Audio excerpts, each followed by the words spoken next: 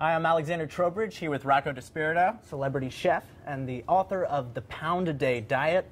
Thank you for chatting with us. Thank you for having me. All right, we have a full day's worth of food from the diet, 843 calories, which begs the question, can you get enough of the nutrients that you need if you're only having a To sustain life? 843 calories in one day? And the answer is not until now.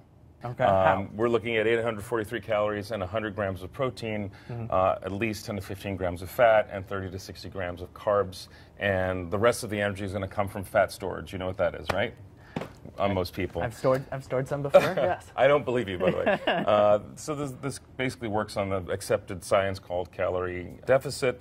You create a 3,500 calorie day deficit and hopefully burn a pound of fat. 3,500 calories equals a pound of fat. So it's not weight loss at all costs. It's not a crash diet. But it is called the Pound a Day Diet. Right. You even say on the front of the book, lose up to 5 pounds in 5 days. Why are you so convinced that fast is better? And how can you help people not fall off and gain it all back? Yeah. Well, it's interesting you bring that up because the two studies I cite in the book from the University of Melbourne and the University of Florida both say that people who experience rapid results in the beginning of the diet tend to stay on the diet longer.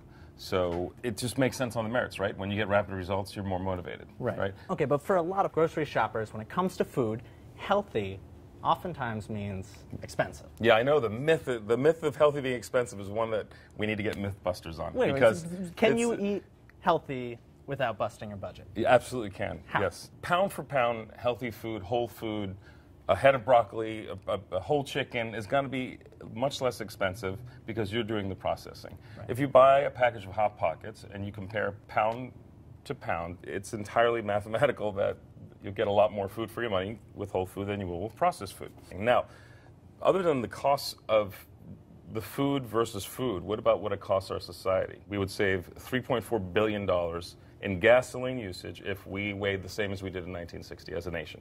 Think about that number alone. You mentioned transferring the processing. Right. And another complaint that people often have about eating healthy is that it takes some time. I know, you have it does. rotisserie chicken and teriyaki Asian noodles. You're right. Sounds delicious. It looks delicious, but it and also you'll taste looks it like later, by the way. It takes some time to prepare. Cooking does take some time. I've done my best to make these recipes as simple and balance the deliciousness factor as well. Right. And, you know, of course, anytime you do something yourself, it's going to take the time. But the question that you have to ask is not, will it take time? Is it worth my time? What's the return on investment?